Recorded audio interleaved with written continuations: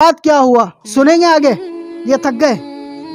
اس کے بعد میرے عزیزو وہی ابن زیاد جس نے ان کو قتل کروایا، رات ہو چکی ہے، مغرب کا وقت ہے، اس شمر نے، اس خولی نے حضرت حسین رضی اللہ تعالی عنہ کے سینے مبارک پہ چڑھ کر آپ کا سر مبارک جسم سے الگ کیا۔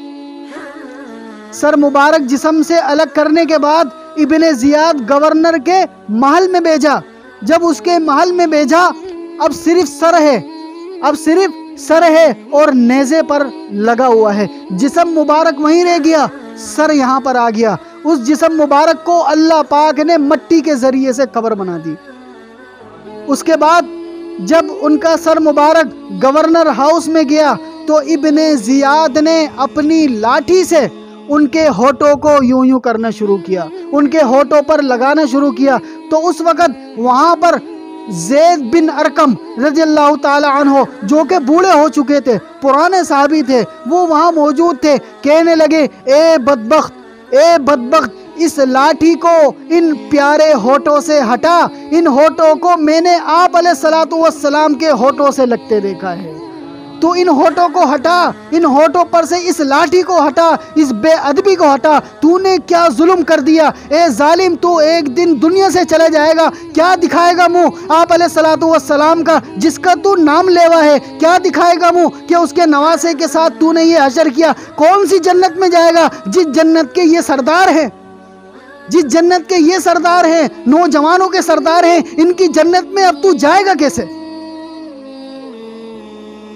اس کے بعد میرے عزیزو یہاں پر بات ختم ہو گئی، اور آگے ان کا کیا انجام ہوا وہ بھی مختصر میں بتا دیتا ہوں۔ اس کے بعد حضرت زینب رضی اللہ تعالی عنہ جو کہ ہم امام حسین رضی اللہ تعالی عنہ کی بڑی بہن ہیں، یہ بچی، اور ان کے بیٹے امام زین العابدین یہ بچے، یہ دو افراد بچے، باقی سارے اللہ کے پاس چلے گئے۔ حضرت زینب رضی اللہ تعالی عنہ نے اسی وقت اللہ تعالی کے دربار میں ان قاتلان حسین کو ایک بد دعا دی۔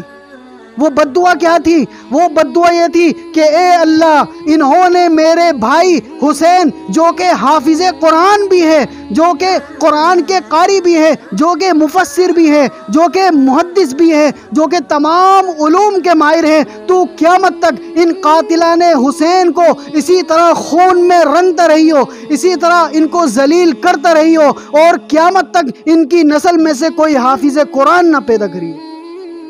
ان کی وہ بد دعا قبول ہوئی، اور آج آپ دنیا کے اندر نظر دوڑائیں، ایک بھی حافظ قرآن قاتلان حسین میں نہیں ملے گا، ایک بھی قرآن کا قاری نہیں ملے گا۔ جب بھی محرم آئیں گے، یہ لوگ اپنے آپ کو خونم خون کرنا شروع ہو جائیں گے۔ وہاں پر منہ ان کے بڑوں نے کالا کیا، آج یہ خود اپنے آپ کو کالے کپڑے پہن کر کالا کریں گے۔ کیوں؟ اس وجہ سے کہ حضرت زینب رضی اللہ تعالی عنہ نے وہاں پر یہ بد دعا دی تھی۔ اور اس وقت امام زین العابدین جو کہ ابھی 14 سال کے تھے، کتنے سال کے تھے؟ 14 سال کے تھے۔ 14 سال کی عمر میں حضرت حسین اپنے والد کو دیکھا اور اپنے گھر والوں کو دیکھا۔ اس کے بعد جب تک زندہ رہے کبھی وہ مسکرائے نہیں، کبھی وہ ہنسے نہیں، کبھی انہوں نے ٹھنڈا پانی نہیں پیا کہ مجھے آج کے بعد سے کبھی ہنسنا ہی نہیں آیا۔ جنہوں نے اتنے غم دیکھے ہوں، جنہوں نے اپنے سامنے اتنا خون خرابہ دیکھا ہو، تو بتاؤ وہ پھر کیسے زندگی گزارے گا؟ لیکن میرے عزیزو حضرت زینب بھی زندہ رہی، حضرت امام زین العابدین بھی زندہ رہے۔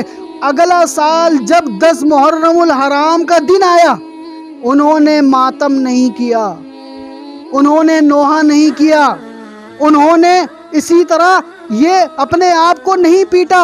اصل حقدار تو وہ تھے۔ اگر ماتم منانا جائز ہوتا، اگر نوحہ کرنا جائز ہوتا، اور اگر اس طرح اللہ تعالیٰ سے گڑ گڑانا جائز ہوتا، تو سب سے پہلے زین العابدین کرتے، سب سے پہلے حضرت زینب کرتی، چونکہ ان کے تو سامنے یہ سب کچھ ہوا۔ لیکن وہ کتنے سال زندہ رہے، انہوں نے کبھی اس دن، کبھی محرم والے دن نہ تو ماتم کیا اور نہ ہی نوحہ کیا۔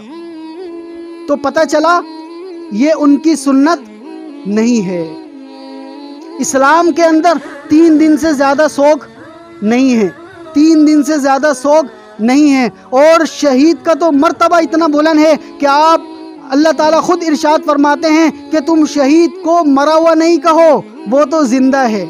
شہید کو مرا ہوا نہیں کہو، وہ تو زندہ ہے، وہ تو تمہاری طرح کھاتا بھی ہے، پیتا بھی ہے، سوتا بھی ہے، جاگتا بھی ہے۔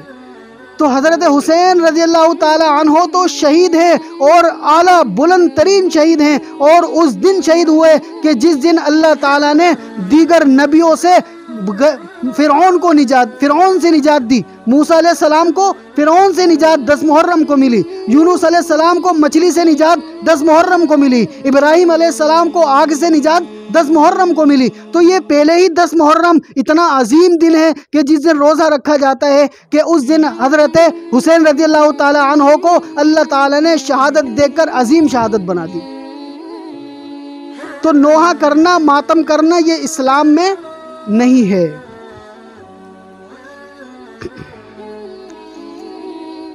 اس کے بعد میرے عزیزو، امام زین العابدین اور حضرت زینب رضی اللہ تعالی عنہ یزید کے دربار میں آ گئے۔ کہاں آ گئے؟ یزید کے دربار میں، شام میں آ گئے۔ ان کو پکڑ کے لا کر وہاں پر پیش کر دیا۔ امام زین العابدین نے یزید سے کہا کہ میری 3 باتیں مان لو، میری 3 باتیں مان لو۔ وہ 3 باتیں کیا ہیں؟ پہلی بات، ہمیں واپس جانے دو، پہلی بات ہمیں واپس جانے دو۔ دوسری بات، ان قاتلان حسین کو ہمارے حوالے کر دو، ان قاتلان حسین کو ہمارے حوالے کر دو۔ اور تیسری بات، دمشق کی جامع مسجد کے اندر مجھے لوگوں سے بات کرنے کا موقع دے دو۔ یزید نے ایک بات مان لی، 2 باتیں نہیں مانی۔ واپس جانے والی بات 2 باتیں مان لی، ایک بات نہیں مانی۔ واپس جانے والی بات بھی مان لی، اور دمشق کی جامع مسجد کے اندر خطبہ دینا، بیان کرنا، لوگوں سے بات کرنا، یہ بھی مان لی۔ لیکن تیسری بات، ابن زیاد کو، شمر کو اور خولی کو، اور جن لوگوں نے حضرت حسین اور اہل بیت کو مارا ہے، ان کو ہمارے حوالے کر دو، یہ بات نہیں مانی۔ تو دمشق کی جامع مسجد کے اندر امام زین العابدین نے ایسا زبردست بیان کیا، اس کو یزید کو یہ ڈر لگنے لگ گیا کہ ایسا نہ ہو کہ لوگ اسی وقت کھڑے ہو جائیں اور میرے خلاف کھڑے ہو جائیں۔ فوراً مؤذن کو کہا کہ اذان دو۔ وہ اذان دینا شروع کر دی۔ جب مؤذن نے کہا اللہ اکبر، یہاں سے زین العابدین کہتے اللہ اکبر، مؤذن کہتا اشہد ان لا الہ الا اللہ، زین العابدین کہتے ہم نے اس کی گواہی اپنے خون سے دی۔ اور اس کے بعد مؤذن کہتا اشہد ان محمد رسول اللہ، زین العابدین یزید سے کہتے کہ بتا یہ جو محمد رسول اللہ صلی اللہ علیہ وسلم ہے، اس کے نواسہ کون تھے؟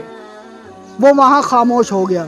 تو میرے عزیزو، اس کے بعد حضرت زینب یزید کے گھر، یعنی اوپر اس کی بیوی کا کمرہ تھا، وہ اس کی بیوی کے پاس گئی اور جا کر کہا کہ دیکھو ہمارے ساتھ یہ معاملہ ہوا۔ یزید کی بیوی بغیر روپٹہ پہنے بھاگی اور یزید کے پاس آئی کہ یہ تو نے کون سا ظلم کروا دیا، یہ کون سا ظلم ہو گیا؟ یزید نے اپنی چادر اتار کر اپنی بیوی کے سر پہ اوڑھائی اور کہا کہ آپ جائیں، یہ ہم مسئلہ حل کر لیں گے۔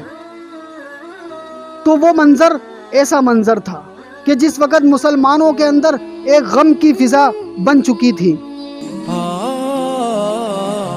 درس قرآن، درس حدیث، اصلاحی بیانات، فقہی مسائل اور وظائف کے لیے مفتی ابو بکر انصاری کے چینل کو سبسکرائب کریں۔